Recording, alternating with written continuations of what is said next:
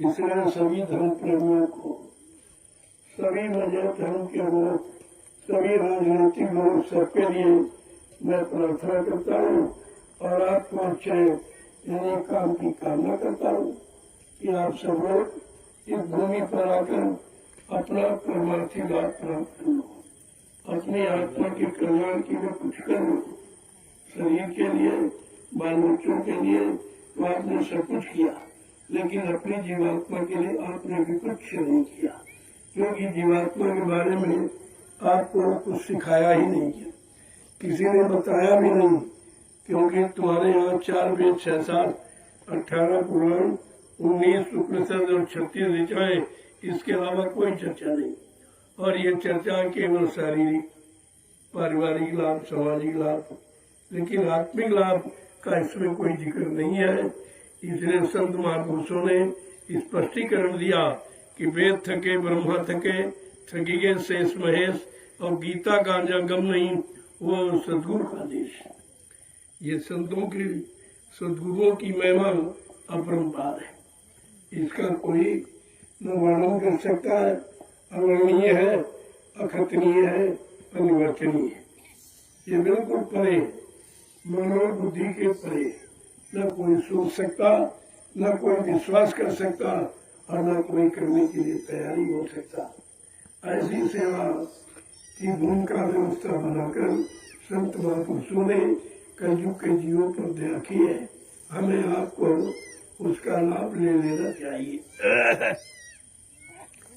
यही एक ऐसी भूमि सारे विश्व में है जहाँ 88,000 ऋषियों ने मिलकर तपस्या की। ऐसी भूमि कहीं नहीं। इतनी बड़ी संख्या ऋषि मुनियों की एक जगह एकत्र होकर और तपस्या की हो, ऐसी विश्व में कोई भूमि नहीं है। ये केवल है नैमिषारण्य। इसलिए गोस्वामी महाराज ने इस नैमिषारण्य की महिमा रामचरितमानस के उत्तर कांड में स्पष्ट रूप से लिखा है कि तीरथ भर नैमिष विख्याता, अति पुनीत साधक सुखदाता।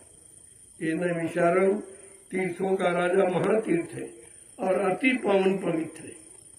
पवित्र तो आपने सुना नहीं कि अति पवित्र है। और इसका लाभ किसको मिलेगा? का पंडा पुजारी को, गांव ग्राम में रहने वाले कहते नहीं। साधक सुखदाता, साधकों को सुख प्रदान करने वाली ये भूमि है। जब किसी संत के साधक समय के जगाए नाम की साधना करेंगे तो उनको इस भूमि का लाभ मिलेगा। आज ये अवसर आपके सामने आया है और ये जितना जंगल जो ऋषि मुनियों की तपोभूमि है, तुम उसको जंगल समझते हो, हम ऋषि मुनियों की तपोभूमि समझकर हमने आपसे खरीदा है। क्योंकि तपोभूमि मोल नहीं मिलती है, कहीं है ही नहीं, खरीदेंगे कहाँ। लेकिन इसका लेना अति अनिवार्य है और सबके हित का काम इसी भूमि से होगा। और जितनी भूमियां हैं सब भौतिक जगत के लिए, भौतिक लाभ, व्यक्तिगत मान सम्मान अधिकार, लेकिन इस भूमि में परमार्थ का भाव छिपा हुआ है। तब मैंने इस जंगल और बड़े बड़े गड्ढे नालों को खरीदा, क्या समझकर कि ऋषि मुनियों की तपोभूमि है। मैंने तपोभूमि खरीदी है, इसी पर कुछ न कुछ अच्छा सच्चा काम देश समाज की उन्नति, उत्थान, प्रगति के लिए होगा, जो सबके काम आएगा। आगे आने वाले भविष्य में जो कलयुग जाने और सतयुग आने की बात कितने दिनों से प्रचार में आपके सामने की गई है, उसका काम कहाँ से होगा? आखिरकार यही वो भूमि है जहाँ सतयुग के अंकुरण निकलेंगे, यहाँ से सतयुग का प्रादुर्भाव होगा। इसलिए संतों की ये वचन वाणी को ध्यान में रखते हुए, उनकी गौरव गरिमा को ध्यान में रखते हुए इस जमीन को खरीदा गया, क्योंकि ऋषि मुनियों की है। ये समझ कर नहीं बताओ, जंगल गड्ढे नाले कौन खरीदा? ये तो बिल्कुल बेकार दिखाई देती, लेकिन नहीं, ज्ञान दृष्टि से, आध्यात्मिक दृष्टि से ये सबसे उपयोगी है। ऐसी भूमि विश्व में कहीं नहीं है। यह समझकर मैंने इस भूमि पर कदम रखा है और इस ऋषि मुनियों के तपोभूमि को मोल खरीदता, दान में नहीं, मुफ्त में नहीं, फ्री में नहीं, पैसा दिखा देता हूँ। ऐसा भी कहीं नहीं सुना होगा। लोग महात्माओं को दान देते हैं और महात्मा दान दक्षिणा 2-3 रोटी मांगते, लेकिन मेरा ऐसा कोई सिद्धांत नहीं है, क्योंकि हमारे गुरु ने मुझे भिखारी नहीं बनाया। उन्होंने भिखारी नहीं बनाया, उन्होंने कर्तव्य परायण बनाया कि अपना मानव कर्म, अपना मानव धर्म क्या है उसको समझो और लोगों को समझाओ और करो, लोगों को करना सिखाओ, स्वयं लाभ प्राप्त करो और देश के लोगों को इसका लाभ दे दो। तब इस भूमि का चुनाव किया गया। आज मैं इसी भूमि के लिए सारे विश्व के लोगों को आह्वान कर रहा हूँ, अब भी आप जागो चेतो होश में आ जाओ और इस भूमि पर आकर अपने पिछले तमाम जन्मों के पाप कर्मों की अदायगी करा लो परमार्थी सेवा के द्वारा। ये समय नहीं मिलेगा आपको, कुछ दिनों के बाद आप पश्चाताप करेंगे, क्योंकि लोगों को तो पता नहीं। यहाँ तमाम गांव बस गए, तमाम शहर कस्बे बस गए, लेकिन तब वो भूमि का लाभ किसी को नहीं मिला, क्योंकि उसके बारे में आपको मालूम नहीं है। जब तक संतों के परमार्थी सत्संग वचनों को आप नहीं सुनोगे तब तक आपके समझ में कुछ नहीं आएगा। ये तो खेल ही अलग है जो मानव बुद्धि के परे है। न मानव सोच सकता, न मानव कर सकता, न मानव विश्वास ही कर सकता है। ऐसा अद्वितीय अनोखा और विलक्षण ये कार्य जनित और समाजिक मानव हित में हो रहा है, जिसकी अभी भूमिका होगी, अभी भूमिका बनाई जा रही। इस भूमिका में जो अपना सहयोग करेंगे वो कलयुग के इतिहास में पात्र होंगे। कलयुग के इतिहास में उसका नाम अंकित किया जाएगा। जैसे अन्य युगों में नाम अंकित हुआ भक्तों का, धार्मिक लोगों का, ऐसे कलयुग में भी हर युग का इतिहास तभी बनता है जब कोई अच्छी व्यवस्था लोगों के लिए सोची जाती है, विचारी जाती है, तैयार की जाती है और लोगों को उसमें सम्मिलित किया जाता है और उनको बार बार प्रेरित किया जाता है कि किसी तरह से आप लोग अपना लाभ प्राप्त करो।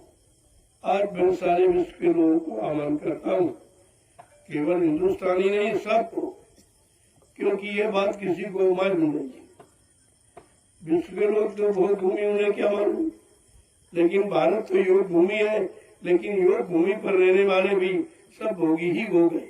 उनको भी योग की परिभाषा नहीं मालूम कि योग किसे कहते हैं और योग का सच्चा अर्थ क्या है, ये भी जानकारी किसी ने कराई नहीं है, क्योंकि सब भोगियों ने योग की परिभाषा बतानी शुरू की है।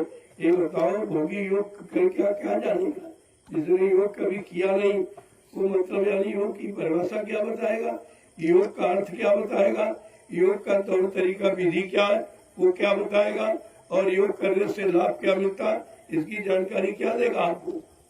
इसलिए आपको विचार करना चाहिए। मैं तो प्रार्थना ही कर सकता हूँ और सबसे कर रहा हूँ।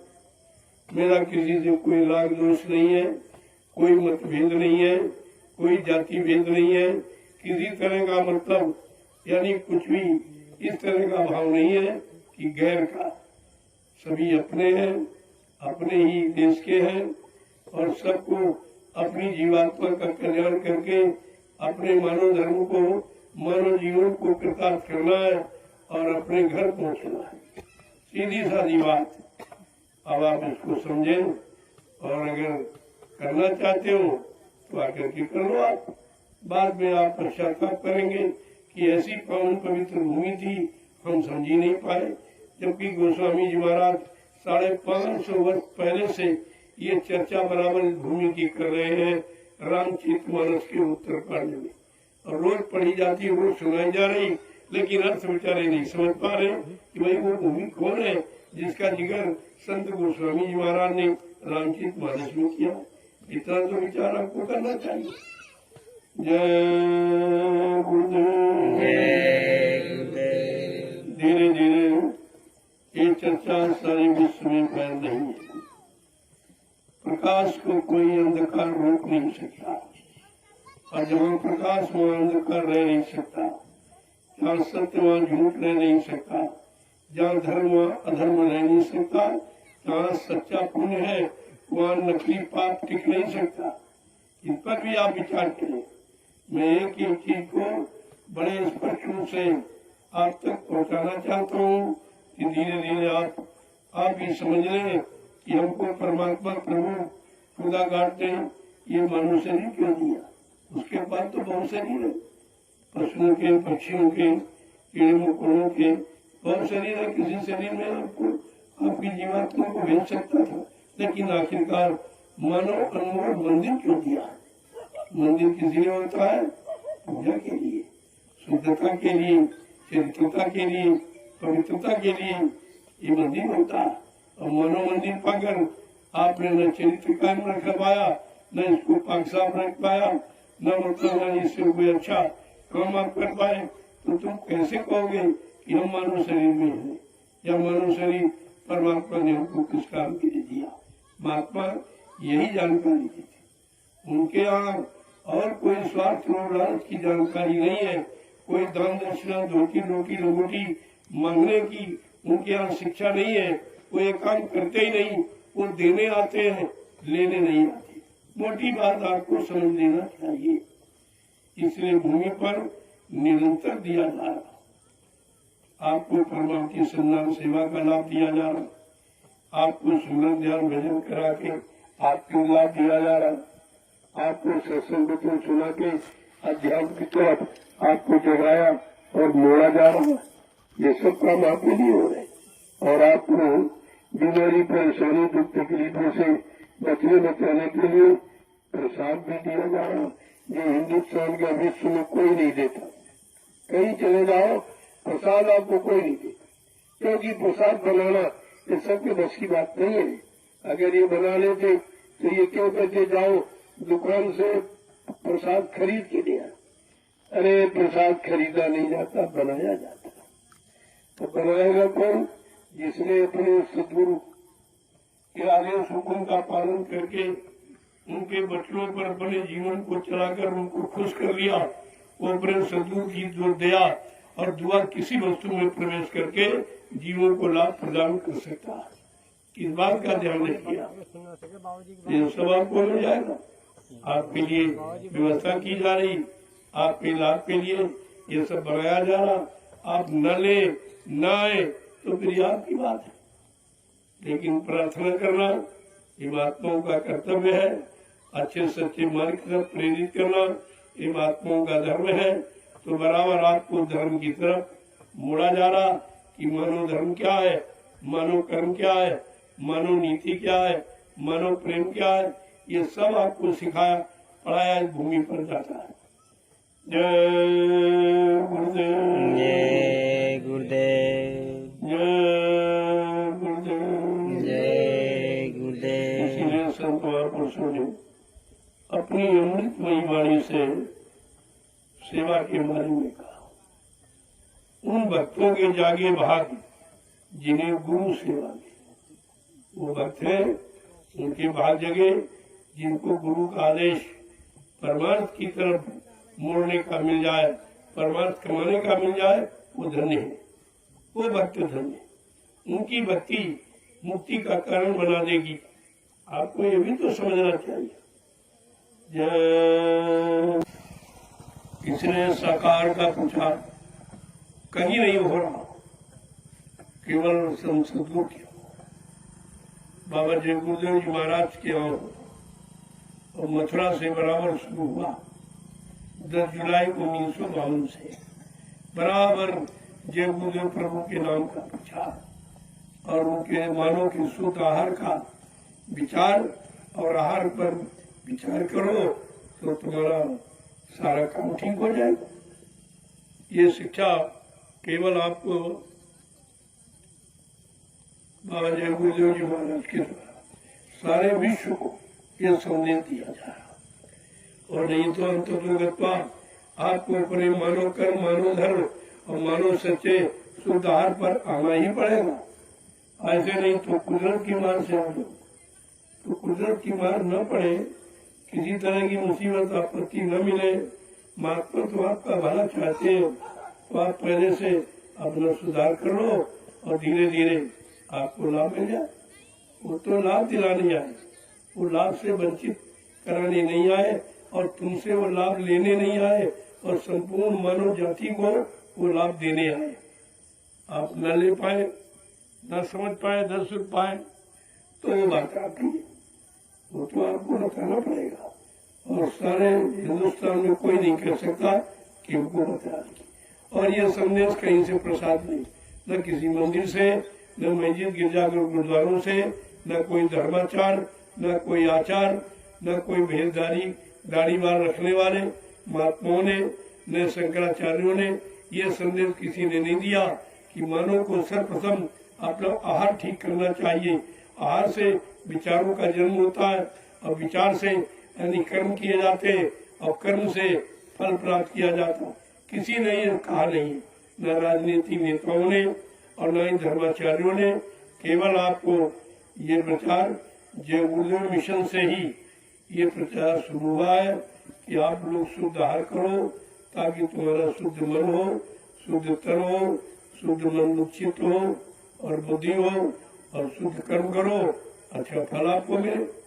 ये केवल संदेश जय गुरुदेव मिशन से और किसी मिशन से। हिंदुस्तान में इतने मिशन धार्मिक और इतने राजनीतिक कितने दल, लेकिन किसी से मुंह से ये आवाज नहीं निकली है कि आहार पर कोई विचार किया जाए। न राजा, न प्रजा, न धर्माचार्यों, किसी ने कहा ही नहीं, जबकि मेन सिद्धांत है हमारा आहार। आहार पर केवल विचार जय गुरुदेव धर्म मिशन ने ही पूरे हिंदुस्तान में प्रसारित किया है और आज भी प्रसारित किया जा रहा है। जब तक आप अपने असली मानव खान पान में नहीं आएंगे, आपका मन बुद्धि चित्त कभी ठीक नहीं होगा, शरीर आपका निरोग नहीं होगा, परेशानी बीमारियां बढ़ेंगी, लड़ाई झगड़े बढ़ेंगे, दुर्घटनाएं बढ़ेंगी, अकाल मौतें बढ़ेंगी। ये सब तुलसी आहार का प्रभाव है।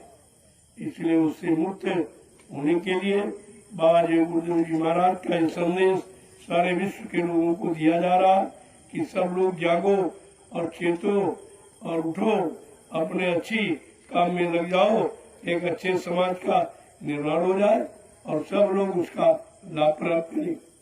जय गुरुदेव, जय गुरुदेव, जय गुरुदेव, जय गुरुदेव, जय गुरुदेव। नाम किसका? प्रभु का, प्रभु का प्यारा नाम। जय गुरुदेव। देखो ये रात्रि परमार्थी संदान सेवा जो इस समय प्रेमी कर रहे हैं, जय गुरुदेव आध्यात्मिक ज्ञानाश्रम रामशाला मिश्रिक सीतापुर उत्तर प्रदेश में ये परमार्थी संदान सेवा चल रही है और लोग काफी दूर दराज से आए, क्योंकि अब 7 तारीख से जीवन रक्षक गुरु पूजा महान पावन पर्व मनाया जाएगा, जिसमें सब गुरुओं की महिमा, सब गुरुओं की गौरव गरिमा, सब गुरुओं का सम्मान ये बारे में जानकारी दी जाएगी।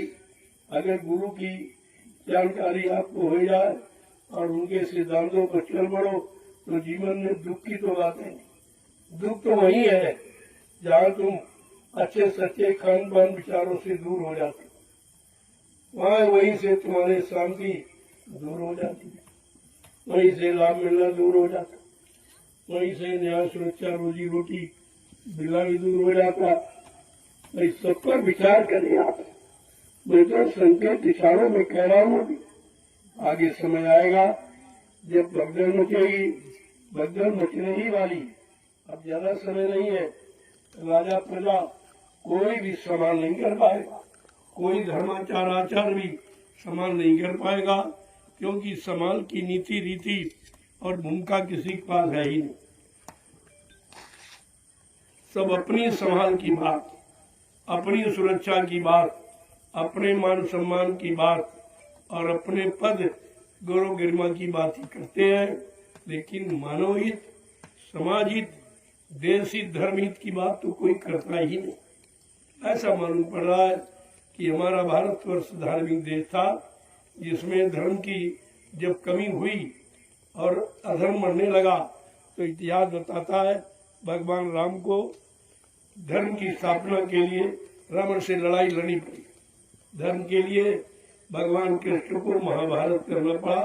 ये इतिहास आपके सामने यानी उजागर है, उसको पढ़िए। आज कलयुग में धर्म की आवश्यकता है कि नहीं, अधर्म बढ़ा कि नहीं बढ़ा, पाप बढ़ा कि नहीं बढ़ा, अत्याचार हिंसा और झूठ छल कपट बढ़ा कि नहीं बढ़ा, व्यभिचार कुचार बढ़ा कि नहीं बढ़ा। अब तो सीमा सब टूट चुकी। सारे बांध जो बांधे गए थे ऋषि मुनि महात्माओं के, वो तो सब टूट गए। और जब टूट गए तो प्रलय, और प्रलय में तुम विलय हो जाओगे। प्रलय में सब विलय हो जाएगा।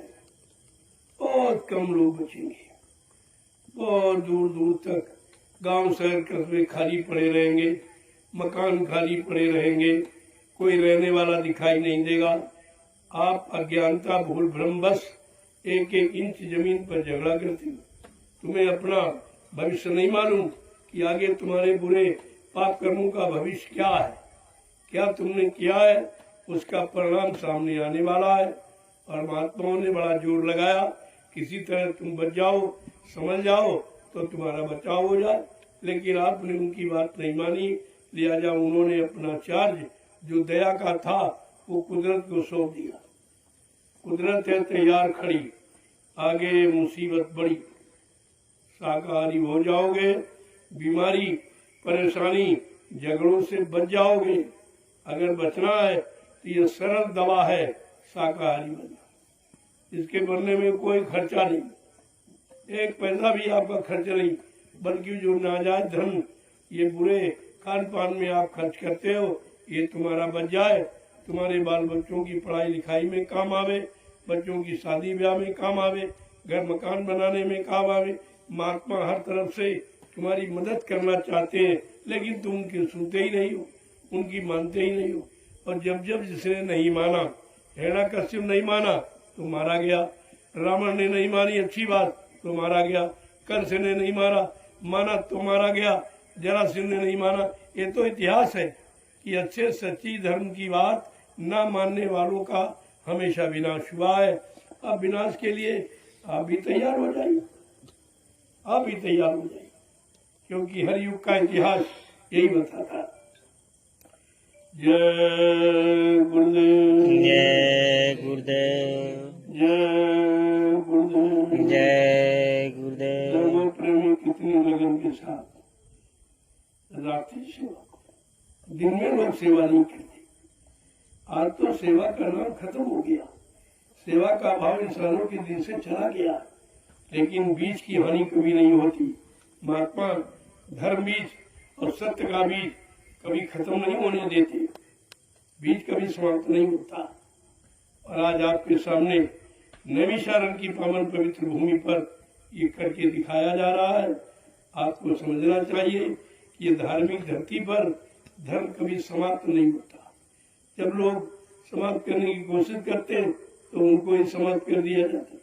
जब शक्तियों का प्रादुर्भाव होता है, शक्तियां जन्म लेती मानव शरीर में और लेकर उनको समाप्त कर देती, लेकिन धर्म कभी समाप्त नहीं होता। इस बात का हमेशा ध्यान रखो।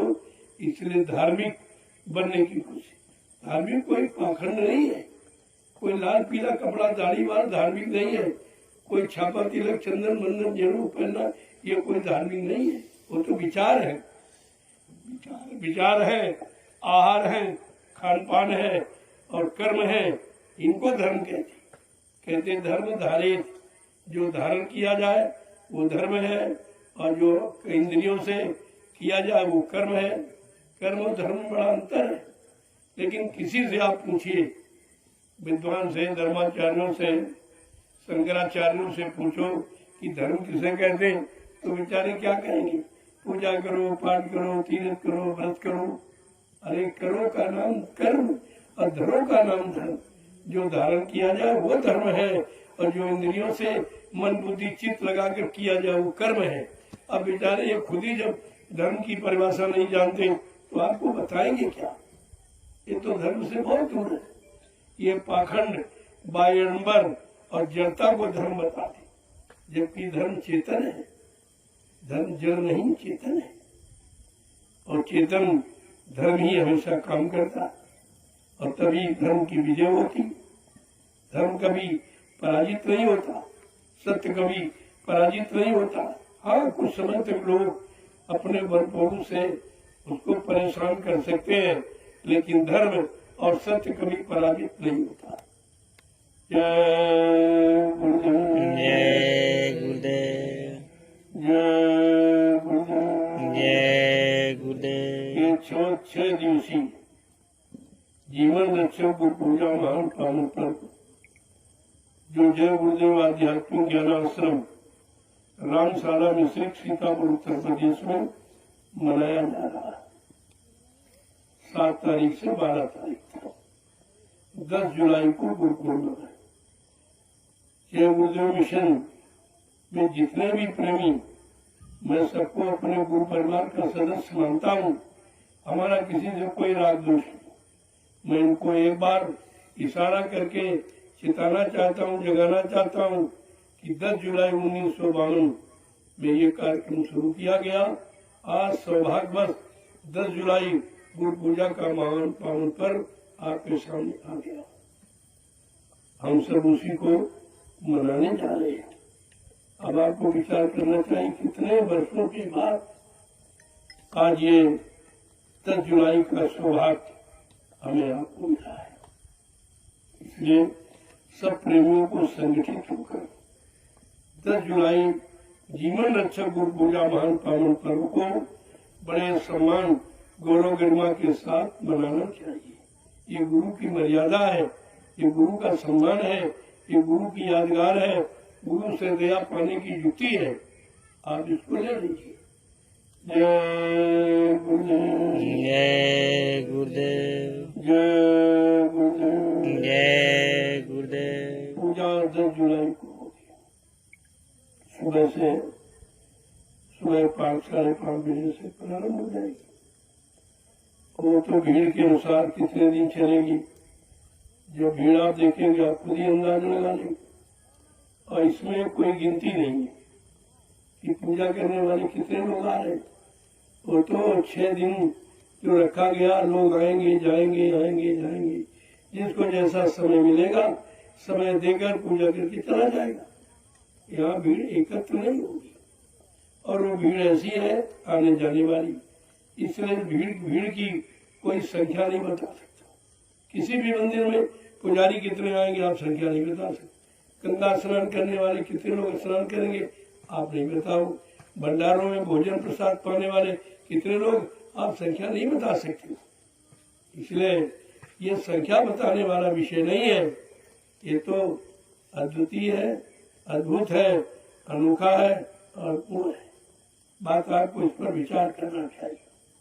आप आइए, गुरु पूजा का प्रसाद ले जाओ जो साल भर तुम्हें बरकत देगा। मैंने कर्मचारी अधिकारियों के पास प्रसाद भेज दिया, निरंतर कार्ड भी भेजा सबके पास, ताकि कोई ये न कहे कि हमको बताया नहीं गया। इतना महान कार्यक्रम था जिसका हिंदुस्तान या विश्व में कहीं नहीं है, उसको उस लाभ से हमको वंचित क्यों रखा गया।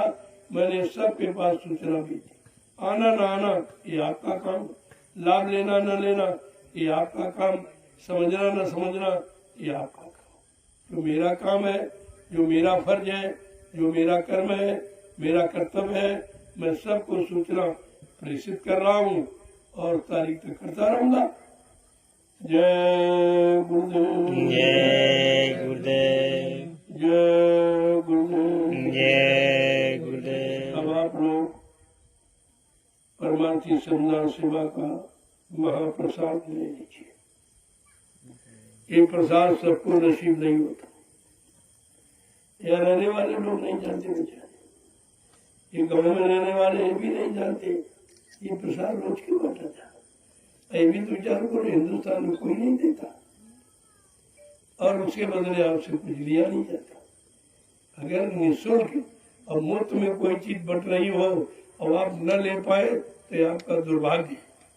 ये दुर्भाग्य आपका कि आपका संस्कार कोई शुभ कर्मों का नहीं है जो तुमको ये प्रसाद नसीब हो। और मैं नित्य प्रसाद बांटता हूँ रोजाना 12 वर्ष से लगातार पूरे हिंदुस्तान में घूम घूम कर, क्योंकि समय खराब है, उस खराब समय से बचने के लिए मैंने लोगों तक प्रसाद चल के पहुँचाया। सड़कों में, गलियों में, बाजारों में, सब जगह मतलब यानी प्रसाद मैंने वितरण किया है कि ताकि जीवों की संभाल हो जाए, रक्षा हो जाए, कुदरत की मार से बच जाए। और आप जब नहीं बचना चाहते हो तो भी तुम जानो तुम्हारा काम जानो। आप ये नहीं कह सकते हो कि हमारे लिए किसी ने कुछ कहा नहीं।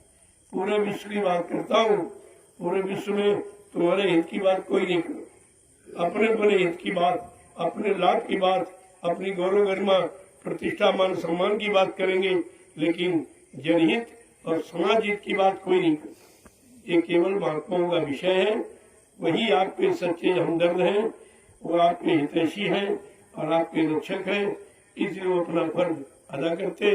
अब आप उनसे लाभ न ले पाओ, ये आपका दुर्भाग्य है।